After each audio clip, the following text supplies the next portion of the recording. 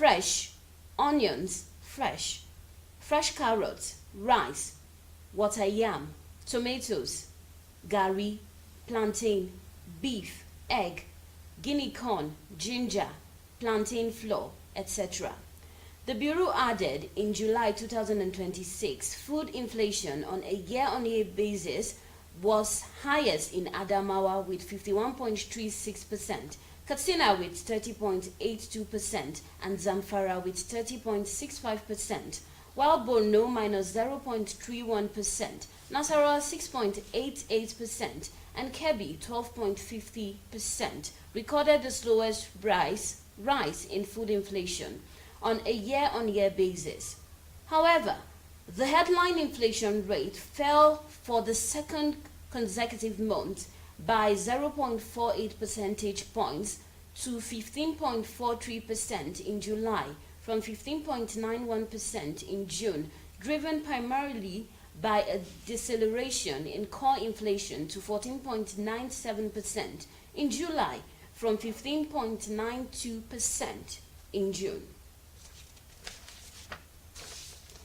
India-Nigeria bilateral trade rose by 26% to about $9 billion in 2025 to 2026 from $7.13 billion recorded in 2024 to 2025 as economic ties between both countries deepen beyond oil and commodities into manufacturing, healthcare, energy, technology, and job creation.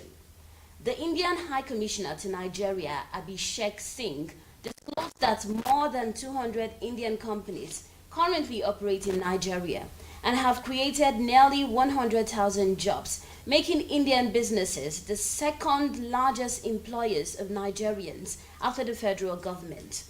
The expanding corporate presence also signals a shift from an export-driven relationship towards local production. Indian companies are increasingly establishing manufacturing and production facilities in Nigeria across pharmaceuticals, power, construction, consumer goods, healthcare, and other services, with healthcare emerging as a major area of cooperation.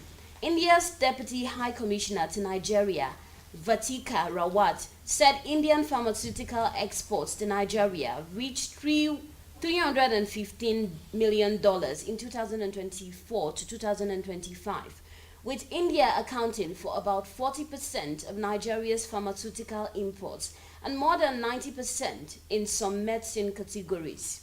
She put Indian investment in pharmaceutical manufacturing in Nigeria at about $4 billion, reflecting growing efforts to produce medicines locally rather than rely mainly on imported finished products. The trend is expected to support skilled employment, strengthen supply chains, and improve domestic production capacity. The economic relationship between both countries, which dates back more than 6 decades, was elevated to a strategic partnership in 2007. Political engagement has also intensified, with President Bola Tinubu visiting India for the G20 summit in 2023 and Prime Minister Narendra Modi visiting Nigeria in November 2024. Beyond private investment, India has provided development assistance, concessional financing, and technical training through its Indian Technical and Economic Cooperation Program. The expanding partnership offers Nigeria access to Indian capital, technology, and expertise to boost productive capacity.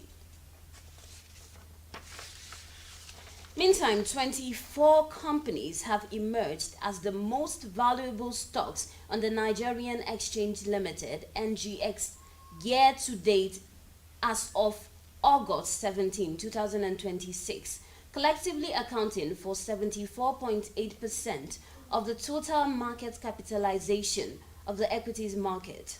The 24 companies, drawn largely from the banking, consumer goods, industrial goods, and energy sectors, have a combined market capitalization of 117.01 trillion naira, underscoring the high concentration of value among a relatively small number of companies on the NGX. The market capitalization of the NGX has risen by 57.141 trillion naira, or 57.5% year to date, to 156.517 trillion naira from 99.376 trillion naira at the close of trading on December 31st, 2025. The sharp increase in market value reflects the strong rally recorded by several large-cap stocks, although analysts said the concentration of market value in a few companies also means that movement in these stocks could have a disproportionate impact on the overall market index. A review of the top valued stocks showed Dangote Cement PLC overtaking MTN Nigeria PLC to emerge as the most capitalized company. The 24 companies include 9 banks, 6 consumer goods companies, 3 industrial goods companies, 3 energy companies, 1 consumer services company, and 1 telecommunications company.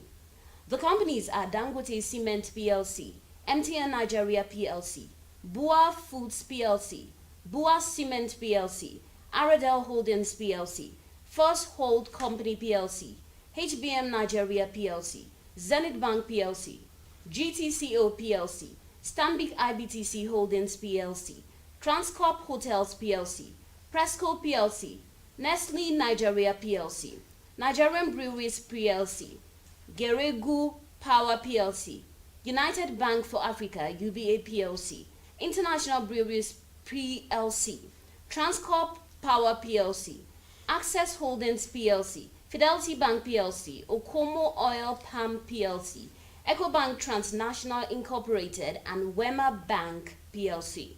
Among the banks, First Hold Company led with a market capitalization of 6.37 trillion naira, followed by Zenith Bank with 5.04 trillion naira and GTCO with 4.70 trillion naira. Stanbic IBT followed with 2.56 trillion naira, while UBA recorded 1.99 trillion naira. Access Holdings recorded 1.45 trillion naira, while Fidelity Bank had 1.38 trillion naira. Now, the federal government has unveiled a twin strategy to open Nigeria's riverine communities to the global economy through expanded telecommunications coverage and promotion of their cultural heritage as a major tourism attraction. Minister of Communications, Innovation and Digital Economy, Dr. Bosun Tijani, announced that all riverine communities across the country would be connected to telecommunications networks before mid-2027, while his counterpart in the Ministry of Art, Culture, Tourism and the Creative Economy, Hannatu Musa Musawa, said the Bini River Live Cultural Festival would be included in her ministry's annual calendar to attract local and foreign tourists. The ministers spoke at the grand finale of the Bini River Live Festival in Ogbigoro, Warri North local government area of Delta State, as part of activities marking the 5th coronation anniversary of the Olu of Warri, His Majesty Ogiame Atuwatse III. Tijani, who said President Bola Tinubu had given his ministry the mandate to connect every part of the country, including riverine communities, said 3,700 telecommunications facilities were being installed in rural communities, with Ogbigoro, Ogeye among the starting points.